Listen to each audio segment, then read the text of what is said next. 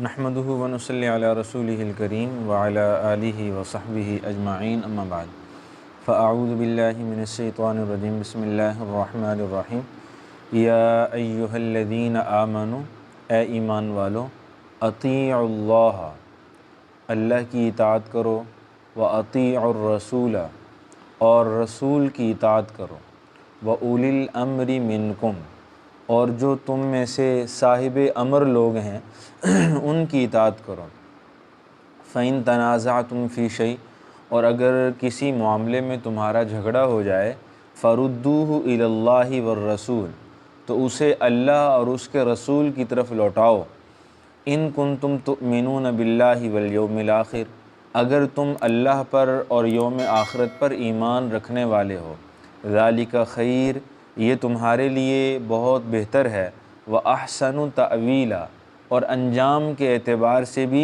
نہایت اچھی چیز ہے۔ معزز سامعین، گزشتہ جو درس ہم نے جو آیت مبارکہ پڑھی اس کے اندر دو چیزیں ہم نے پڑھی تھیں کہ اگر ادائے امانت اور عدل اس کی پاسداری کی جائے گی، امانتیں دیانت کے ساتھ لوٹائی جائیں گی اور جو عدل ہے، انصاف ہے، اس کا بول بالا کیا جائے گا تو معاشرے میں ہر سطح پر امن قائم ہو جائے گا اور ایک اچھی سوسائٹی اور ایک اچھا معاشرہ معرض وجود میں آئے گا۔ اور اگر ان دو چیزوں کو چھوڑ دیا جائے، پس پشت ڈال دیا جائے، لوگ خائن بن جائیں اور حکمران ظالم ہو جائیں، جج ناانصاف اور کرپٹ بن جائیں تو پھر معاشرے کے اندر جو کچھ ہوتا ہے وہ ہماری آنکھوں کے سامنے ہے، ٹھیک ہے جی۔ پھر ایک اچھی سوسائٹی اور ایک اچھا معاشرہ یہ معرض وجود میں کسی بھی معاشرے کی اچھائی اور خوبی کے لیے، کامیابی کے لیے یہ دو چیزیں جو ہے وہ مرکزی حیثیت رکھتی ہیں، ایک امانت اور دوسری عدل، ٹھیک ہے نا جی۔ انصاف، عدل اور قانون کی پاسداری، ذمہ داری کا احساس، یہ چیزیں بہت ضروری ہیں۔ اور یہ جو ادائے امانت ہے اس کی آگے مختلف جو ہے وہ سطحیں ہیں، اس کے مختلف درجات ہیں، جو کچھ اشارہ میں نے کل بھی آپ کے سامنے کیا تھا کہ ایک تو سب سے پہلی جو دیانت ہے، جو امانت ہے، وہ حکمران اس کو ادا کرے گا، یعنی اللہ تعالیٰ نے حکمرانی کی وجہ سے جو ذمہ داریاں اس کے کندھوں پہ ڈالی ہیں تو وہ اس کا خیال کرتے ہوئے حکمرانی کرے گا۔ ان امانتوں کو جو کہ لوگوں ہی کے حق ہیں ان تک، حقدار تک اچھے طریقے سے حق کو پہنچانے والا ہوگا۔ اللہ تعالیٰ نے اس کو جو ہے وہ اس چیز کا ذمہ دار بنایا۔ اور پھر نیچے جو ہے وہ آتے چلے جائیں، ٹھیک ہے جی۔ پھر ایک صوبہ آ جاتا ہے، شہر آ جاتا ہے، پھر ٹاؤن آ جاتا ہے، پھر بستی آ جاتی ہے، محلہ آ جاتا ہے، خاندان، حتیٰ کہ جو گھر کا بڑا ہے وہ بھی ایک قسم کا حکمران ہے۔ بات سمجھیں، رسول اللہ صلی اللہ تعالیٰ علیہ وسلم نے ارشاد فرمایا الا کلکم راعٍ تم میں سے ہر ایک حکمران ہے، وکلکم مسئول عن رعیتہ اور ہر ایک سے اس کی رعیت اور اس کے خاندان، اس کے اہل و عیال کے بارے میں کل قیامت کے دن سوال کیا جائے گا۔ ان سے پوچھا جائے گا بھئی آپ نے اپنے خاندان کی، بچوں کی، بیوی کی، چھوٹے بہن بھائیوں کی ہیں، اگر خاندان میں آپ بڑے تھے تو نیچے جو آپ کے جتنے افراد آتے ہیں ان کی صحیح منہج پر تربیت کی یا نہیں کی، ان کے حقوق ادا کیے یا نہیں کیے، ان کو اخلاق سکھائے یا نہیں سکھائے، ان کو تعلیمات دینیہ سے روشناس کرانے کا انتظام کیا یا نہیں کیا، ان چیزوں کا پوچھا جائے گا بھائی۔ ان سے آنکھیں بند کر کے ہم کسی طور پہ سبکدوش نہیں ہو سکتے، بات سمجھے نا جی۔ ہر ایک کو اپنی ہر ایک ذمہ داری کا احساس کرنا ہوگا، اور صرف احساس تک نہیں بلکہ ذمہ داری کو نبھانا بھی ہوگا، بات سمجھے نا جی۔ تبھی جا کے ایک اچھا معاشرہ معرض وجود میں آ سکتا ہے۔ اب دیکھیں ہمارے معاشرے کی اصلاح کی خاطر کوئی جو ہے وہ خاص تگ و دو نہیں کی گئی۔ پچھلے چند سالوں میں اگر ہم دیکھ لیں، ٹھیک ہے جی، 70 سال ہمارے ملک کو بنے ہوئے ہو گئے، ہم نے کلمے کے نام پہ ایک وطن تو حاصل کر لیا، لیکن کیا ہم اسلام کو یہاں پہ نافذ کر سکے؟ کیا پورے طور پہ شریعت کو نافذ کر سکے؟ بات سمجھے جی۔ بلکہ یہاں پہ تو حالات کچھ اس نہج تک بھی پہنچے ہیں کہ اسلام کے کچھ قوانین ان کی بات کرنا جرم تصور کیا جاتا ہے، بسا اوقات بات کرتے ہوئے لوگ جھجک محسوس کرتے ہیں، خوف محسوس کرتے ہیں، حالانکہ اسلامی ریاست ہے اور اسلام کے نام پہ جو ہے وہ معرض وجود میں آئی ہے۔ اس کی بنیادی وجہ کیا ہے کہ ہم نے معاشرے کی جو ہے وہ نشو و نما اور معاشرے کی ترویج و ترقی اور دینی طور پہ ترویج و ترقی کا کوئی ہم نے مناسب بندوبست نہیں کیا اور اس کا ہم نے احساس نہیں کیا۔ اس کا نتیجہ آج ہمارے سامنے ہے، ہماری نسلیں ہمارے ہاتھوں جو ہے وہ تباہ ہوتی ہیں میں نظر آ رہی ہیں۔ بات سمجھے نا جی، یہ جو اخلاق کی گراوٹ ہے، یہ جو اخلاقی پستی ہے، یہ جو جھوٹ ہے ہماری جو ہے وہ بازاروں کا کلچر بن چکا ہے، ہماری تجارت کا حصہ بن چکا ہے، دھوکہ ہماری تجارت کا، ہمارے معاشرے کا کلچر اور ایک حصہ بن چکا ہے، ہماری تہذیب اور ثقافت یہ بنتی چلی جا رہی ہے۔ بھئی یہ کیوں بنی ہے؟ اس لیے کہ ہم نے اسلامی نظام اور اسلام کے جو قوانین تھے، قرآن و سنت کی جو تعلیمات تھی، اس سے روشناس ہونے کا کوئی خاطر خواہ انتظام نہیں کیا، اور نہ ہی جو ہے وہ جب ہم بچپن میں تھے اس کا کوئی انتظام ہوا، اور جب اب ہمارے بچے ہیں تو ہم ان کا انتظام کر رہے ہیں۔ بھئی بات سمجھ رہے نہیں سمجھ رہے؟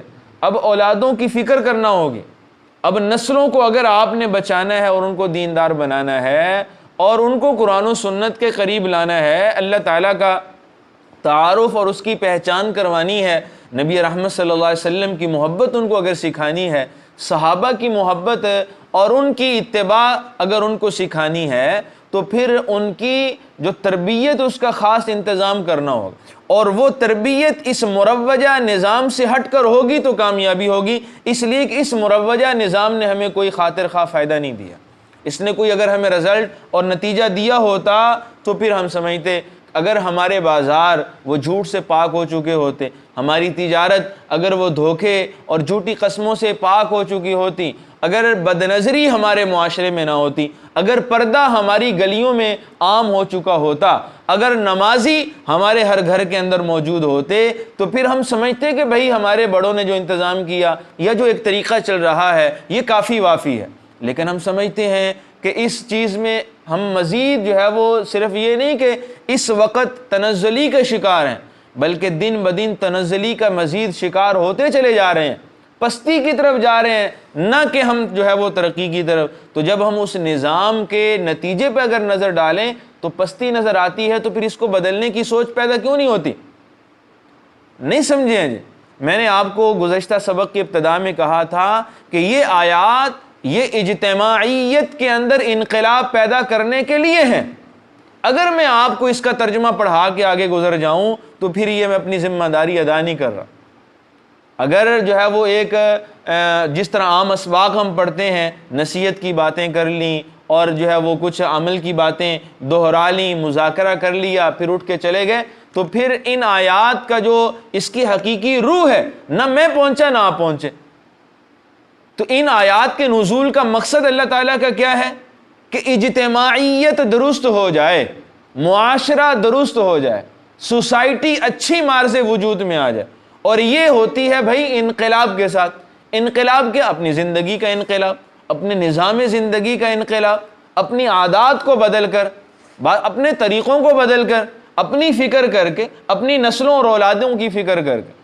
تو بھائی اس کی فکر جب ہم کریں گے تو پھر ہم سمجھیں گے کہ واقعی ہم نے ان آیات کی روح کو حاصل کر لیا، اور اگر ہمیں اس کی کوئی فکر حاصل نہ ہوئی، ہمیں کوئی ان کے بارے میں، نسلوں کے بارے میں، اپنی مستقبل کی زندگی کے بارے میں اگر ایک منٹ بھی باقی ہے تو اس کی بھائی ترقی کے لیے، بہتری کے لیے سوچنا چاہیے یا نہیں سوچنا چاہیے؟ تو اولادوں کی تو ساری زندگی پڑی، ان کا تو پورا مستقبل رہتا ہے بھائی۔ تو اگر ہم اس کی فکر نہیں کریں گے تو کون کرے گا؟ کیا امریکہ آ کے ان کو قرآن و سنت پڑھائے گا؟ کیا انڈیا سے علماء آئیں گے؟ کیا فرانس و جرمنی، اٹلی، اسرائیل سے لوگ یہاں پہ آ کے ہمارے بچوں کو قرآن و سنت کی تعلیم دیں گے؟ انہوں نے تو لارڈ میکالے کا ایک نظام ہمیں دے دیا ہے، نظام تعلیم، ہم اس پہ روپیہ بھی خرچ کر رہے ہیں، ہم اس پہ دھکے بھی کھا رہے ہیں، ذلیل و خوار بھی ہو رہے ہیں، پلے بھی کچھ نہیں پڑ رہا، ہاتھ بھی کچھ نہیں آ رہا، پڑھے لکھے اگر دیکھیں بھائی، اگر ہم کچھ لگ بھی جاتے ہیں تو اس سے کیا حاصل ہوتا ہے؟ کیا ہمارا پڑھا لکھا ایک نوجوان وہ ایک کاروباری یا تاجر سے زیادہ کماتا ہے؟ آپ سے سوال کر رہا ہوں نا جی، ٹھیک ہے نا جی. اور پھر بد تہذیبی جو آتی ہے، دین سے دوری جو آتی ہے، ایک کلچر جو ہے وہ دوسرے میں انسان چلا جاتا ہے. تو ان تمام چیزوں کے اندر جو ہے وہ اگر جھانکا جائے، ان کو گہرائی سے دیکھا جائے تو اس نظام کے اندر کچھ نہیں ہے. بھئی اگر آپ، میں اور آپ دارالعلوم دیوبند کی ہسٹری اور اس کی جو ہے وہ تاریخ کو پڑھیں، اس کے بنائے جانے کے مقاصد اور اغراض پہ اگر نظر ڈالیں تو ساری بات کھل کے سامنے آ جاتی. لارڈ میکالے نے جب یہاں پہ بر صغیر کے اندر یہ انگریزی کلچر کو فروغ دیا اور انگریزی کو، انگلش کو اس نے اسکولوں کے اندر لازمی قرار دے دیا اور اس کو ایک پتہ نہیں کیا انہونی چیز بنا کے، قیمتی چیز بنا کے لوگوں کے ذہنوں میں بٹھانے کی کوشش کی، تو اس کا نعرہ یہ تھا کہ ہم یہ چاہتے ہیں کہ ایک ایسا بر صغیر کے اندر نظام تعلیم لائیں کہ جس کے نتیجے میں ایک ہندوستانی، وہ نظر تو ہندوستانی آئے لیکن اس کا اندر جو ہے وہ ایک انگلستانی بن چکا ہو، اس کا کلچر اور اس کی ترجیحات وہ کیا ہو جائیں، وہ انگلستانی ہو جائیں. بات سمجھیں. لیکن اس کے مقابلے میں حضرت قاسم العلوم والخیرات مولانا قاسم نانوتوی، اللہ تعالیٰ جو ہے وہ ان کی قبر پر کروڑوں اربوں رحمتیں نازل فرمائے کہ کیسے انہوں نے بر صغیر کی ایک پوری نسل کی فکر کی ہے. بس نسلوں کو بچایا ان لوگوں نے، خدا کی قسم. اور انہوں نے اس انگریز کے اس نعرے کے جواب میں کہا کہ ہم دارالعلوم دیوبند کی اینٹ اس وجہ سے رکھ رہے ہیں کہ ہماری اس نظام تعلیم کا مقصد یہ ہوگا کہ بچہ اگرچہ ہندوستانی ہو لیکن کلچر، تہذیب اور ثقافت اس کی اسلامی ہو. بات سمجھے نا جی. یہ جو آج یہ آپ کے سامنے ہمیں یہاں پہ ائمہ دستیاب ہیں، ہمیں قراء دستیاب ہیں، ہمیں علماء دستیاب ہیں، یہ انہی کی محنتوں اور ان کی ایک دور اندیشی کا نتیجہ ہے. اگر وہ بھی ہماری طرح ہاتھ پہ ہاتھ رکھ کے بیٹھ جاتے، کہتے بھی جو ہو رہا ہے سو ہو رہا ہے، ہمیں کیا ضرورت ہے جو ہے وہ انگریز سے جو ہے وہ ٹکر لینے کی، ہمیں کیا ضرورت اپنی زندگی کو مشکلات کا شکار کرنے کی، تو پھر آج بر صغیر کی تاریخ کچھ اور ہوتی.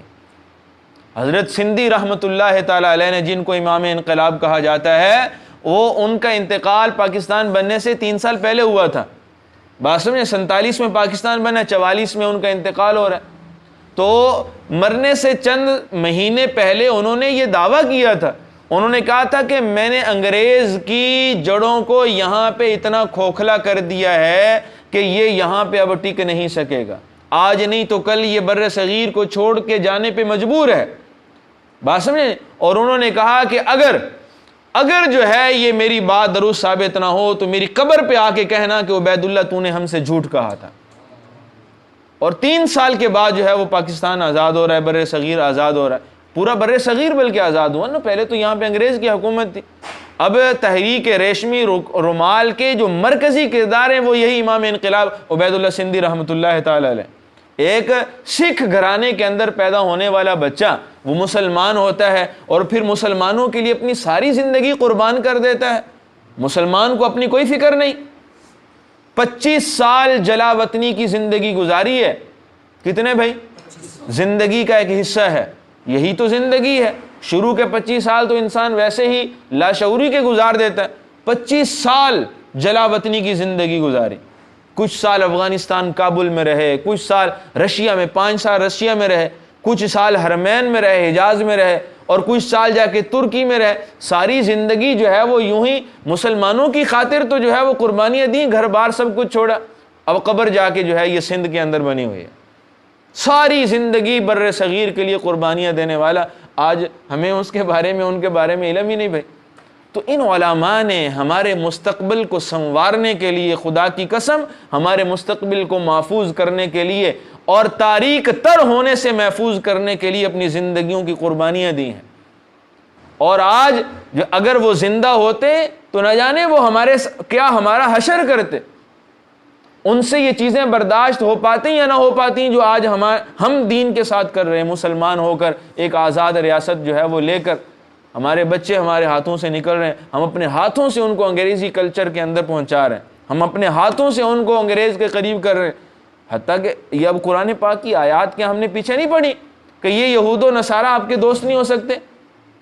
وَلَن تَرْضَ عَنْكَ الْيَهُودَ وَلَا النَّصَارَى حَتَّى تَتَّبِعَ مِلَّتَهُمْ. یہ آپ سے خوش نہیں ہو سکتے، راضی نہیں ہو سکتے جب تک کہ تم یا یہودی ہو جاؤ یا کیا ہو جاؤ، نصرانی ہو جاؤ۔ بات سمجھے نا؟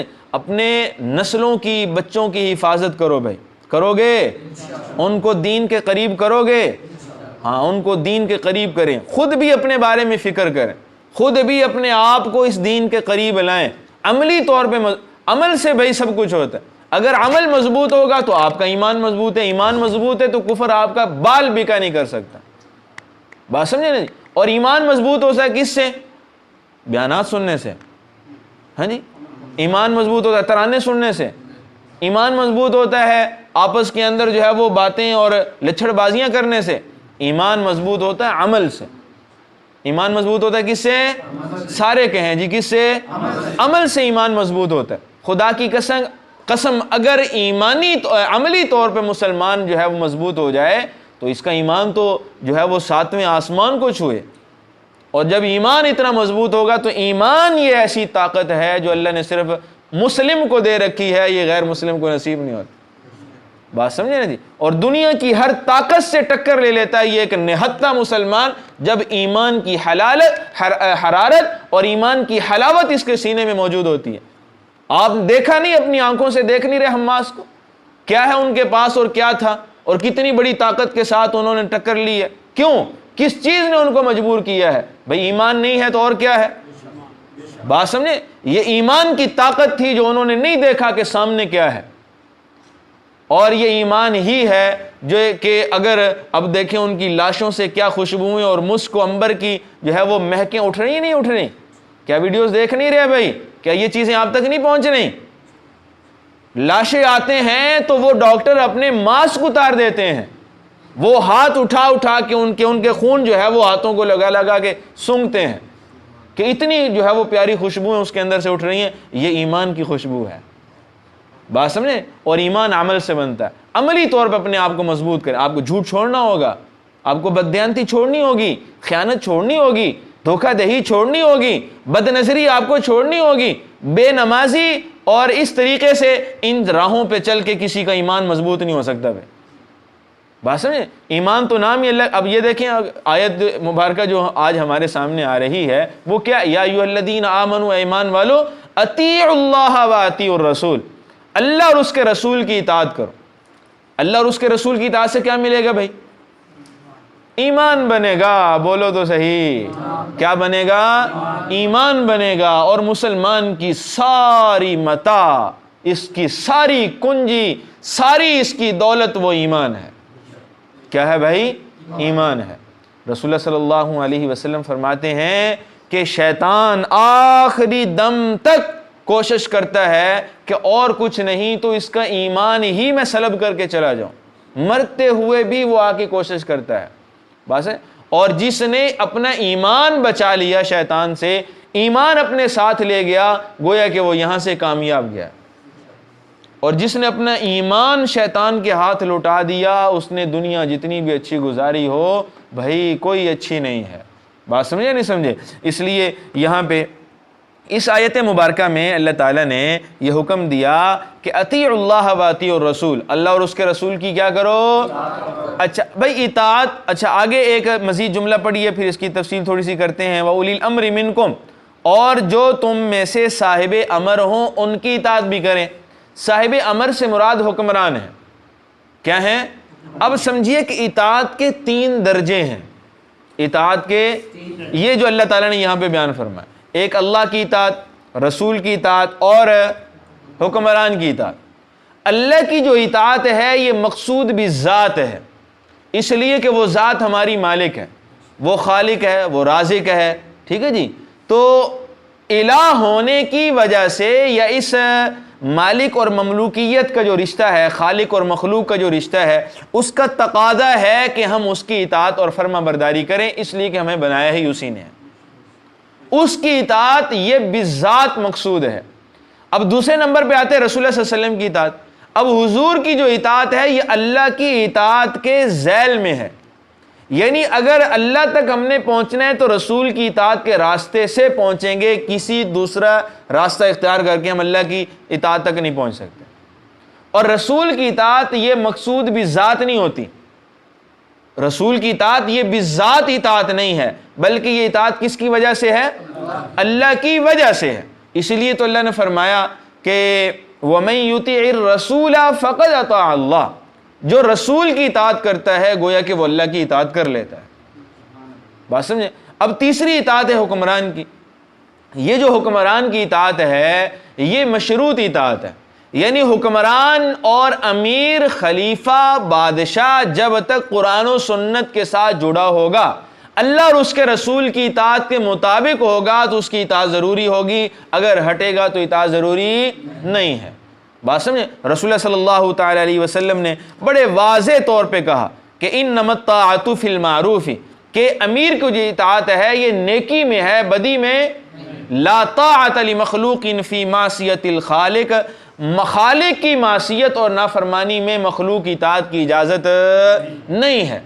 بات سمجھے نا جی؟ اور رسول اللہ صلی اللہ علیہ وسلم نے فرمایا علیکم السمع والطاعہ، کہ جب تک امیر آپ کا وہ نیکی پہ کھڑا ہے، قرآن و سنت کے ساتھ کھڑا ہے، تو اس کی بات سننا بھی تم پہ واجب ہے اور اس کی فرما برداری اور اطاعت بھی تم پہ کیا ہے؟ واجب ہے۔ اور اگر بلکہ حضور نے ایک بات مزید اسی کی وضاحت میں ارشاد فرمائی وَمَنْ أَطَاعَ أَمِيرِي فَقَدْ أَطَاعَنِي، جس نے نیک امیر کی اطاعت کی اس نے گویا کہ میری اطاعت کی۔ ٹھیک ہے نہیں؟ اور فرمایا کہ جب وہ کسی وَإِذَا أَمَرَ بِمَعْصِيَةٍ فَلَا سَمْعَ وَلَا طَاعَةَ، اگر وہ معصیت اور نافرمانی کا حکم دے گا نہ اس کی بات سنی جائے گی نہ اس کی پیروی کی جائے گی۔ بات سمجھے نہیں سمجھے؟ یعنی امیر کی جو اطاعت ہے یہ بالواسطہ اس کا حکم ہے کہ اگر ہم دیکھیں گے کہ قرآن و سنت کے مطابق ہے، نیکی پر یہ کھڑا ہے، تو پھر اطاعت کیا ہوگی؟ فرض ہوگی، واجب ہوگی، وگرنہ اطاعت واجب نہیں ہوگی۔ ٹھیک ہے، اب ذرا آگے دیکھیے، فرمایا فَإِن تَنَازَعْتُمْ فِي شَيْءٍ، اگر تمہارا کسی معاملے میں جھگڑا ہو جائے فَرُدُّوهُ إِلَى اللَّهِ وَالرَّسُولِ، تو تم اس جھگڑے کو اللہ اور اس کے رسول کی طرف لوٹاؤ۔ یعنی دیکھو کہ قرآن و سنت اللہ اور اس کے رسول کیا حکم دیتے ہیں، اگر تو وہ حکم جو ہے وہ جو حکم آپ کو دیں بس آپ اس کی اطاعت کر لو۔ بعض علماء فرماتے ہیں کہ یہاں پہ اولی الامر منکم کے فوراً بعد جو یہ فرمایا نا فَإِن تَنَازَعْتُمْ فِي شَيْءٍ فَرُدُّوهُ إِلَى اللَّهِ وَالرَّسُولِ، اس کا مطلب یہ ہے کہ اگر امیر کے ساتھ جھگڑا ہو جائے، امیر کوئی ایسا حکم دے دے جس سے آپ کو جو ہے وہ تسلی نہ ہو، اطمینان نہ ہو، تو پھر تم اس بات کو، امیر کے اس حکم کو قرآن و سنت کی طرف لوٹا دو۔ اب دیکھو کہ کیا اس کا یہ حکم قرآن و سنت کی روشنی میں ہے یا نہیں۔ اگر قرآن و سنت کی روشنی میں ہوگا تو مان لو، اگر نہیں ہوگا تو پھر قبول نہ کرو۔ بات سمجھے یا نہیں سمجھے؟ ہاں جی، فرمایا فَإِن تَنَازَعْتُمْ فِي شَيْءٍ، اگر تمہارا کسی معاملے میں جھگڑا ہو جائے فَرُدُّوهُ إِلَى اللَّهِ وَالرَّسُولِ، تو اسے لوٹاؤ کس کی طرف؟ اللہ اور اس کے رسول کی طرف۔ ان کنتم تؤمنون باللہ والیوم الآخر، اگر تم اللہ اور یوم آخرت پر کیا کرتے ہو؟ او بھائی اگر تم آخرت سے ڈرتے ہو، اللہ کا کوئی خوف ہے، تو پھر اس معاملے کو اللہ کی طرف لوٹاؤ، اس کے رسول کی طرف لوٹاؤ۔ فرمایا ذالک خیر، یہ تمہارے لیے کیا ہے؟ یہ تمہارے لیے بہت بہتر ہے۔ وَأَحْسَنُ تَأْوِيلًا، اور انجام کے اعتبار سے بھی اچھا ہے۔